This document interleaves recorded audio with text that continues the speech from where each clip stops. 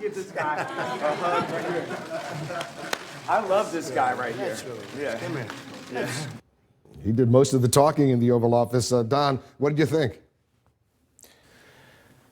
I'm just going to be honest, and I may get in a lot of trouble for it. I actually feel bad for him. What I saw was a minstrel show today. Him in front of all of these white people, mostly white people, embarrassing himself and embarrassing Americans, but mostly African Americans, because every one of them is sitting either at home or with their phones watching this, cringing.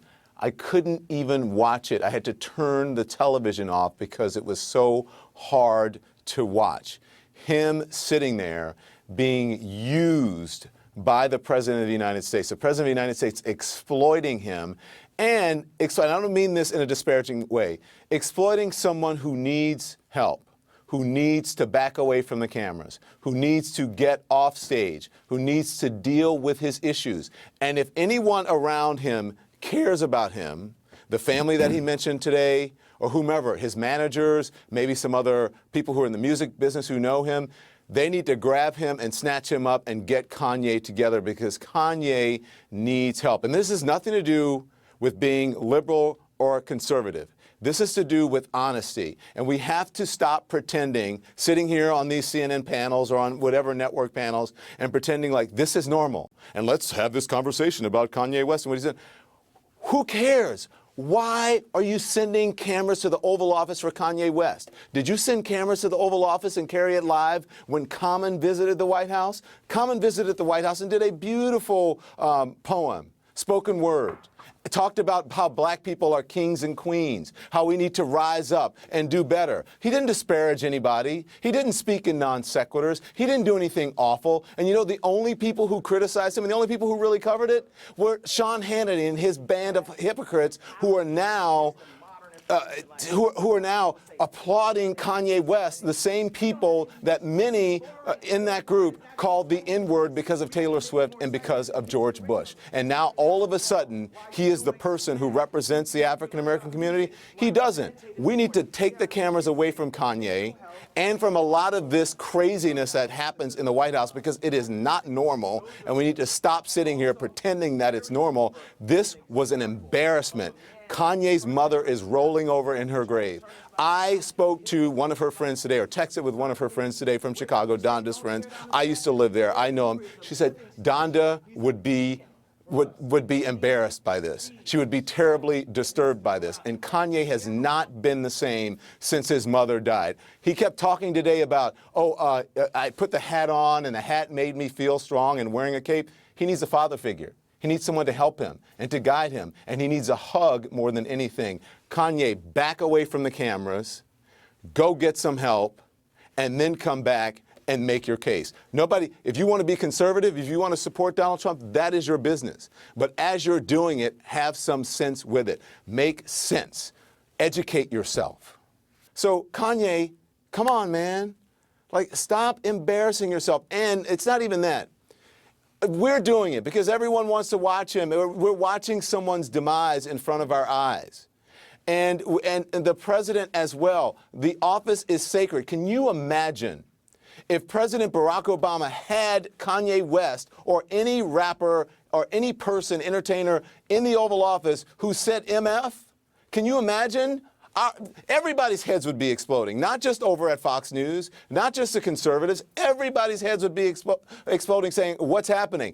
And this is not the first time that Donald Trump has denigrated that office. He brought Ted Nugent in, who said some very disparaging things about the former president. And you Google it and you'll see. Had him there in the Oval Office. So this is not the first time that he's had someone that denigrates that office. He is disrespecting the Oval Office more than Kanye did, because he invited Kanye in and exploited it. I want to add to something that Don said and agree with him about the president using Kanye. He thinks the president thinks he's boosting his popularity with African Americans. We haven't seen that. And he thinks he's good for him. But he sat there and smiled the entire time. He was clearly uncomfortable. But when Kanye dropped the F-bomb and all the rest, he didn't do anything about it. He didn't say, stop. This is the Oval Office. We don't do that in the Oval Office. And this also happened on a day when you had thousands of people losing their homes Thank you, Gloria. Florida.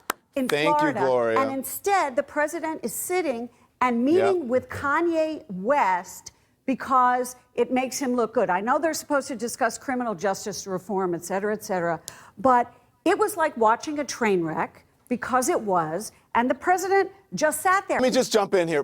I'm sorry to hog this panel, but this has gotten me. So we need to stop putting people like Kanye West and Kim Kardashian. And again, no shade to Kim Kardashian. Kim Kardashian helped to get one person free. This is not some comprehensive overhaul of the criminal justice system. This president loves celebrities, and so that helped. But Kim Kardashian brought no experts in that I know of, no one who knows about criminal justice reform, no one who can overhaul the system, nothing. She sat there, another celebrity with another celebrity at another time in an former administration, we would have criticized this and said that he was disparaging the office. So let's not pretend. We should stop putting Kanye West and Kim Kardashian on the same plane as Jamal Khashoggi, who deserves much more coverage today than Kanye West, and the people who are down in Florida and in the Panhandle who are dealing with a devastating storm. We should be focusing on them instead of Kanye West in the Oval Office that nobody cares about, and he has no credence and no credibility in the black community on these issues.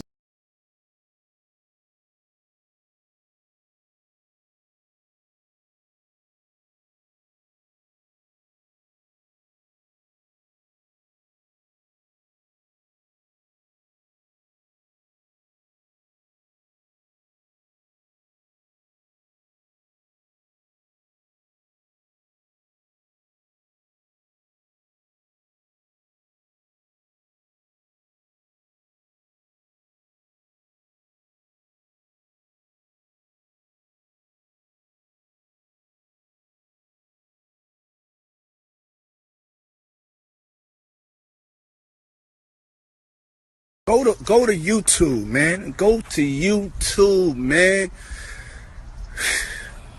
Man, somebody didn't call me. I done seen, man. So I'm staying off my social devices. It's too much cooning and buffooning. Too much cooning and buffooning. And believe me, when I get my thoughts together, I'm gonna figure out a way to articulate myself. Cause this conversation ain't even for the whole world to hear. It's just for us. Believe me, they saying you cooning and buffooning. Oh, believe me. And they loving every minute of it. And I'm not one to cast no stone, but damn it, I know when to stop.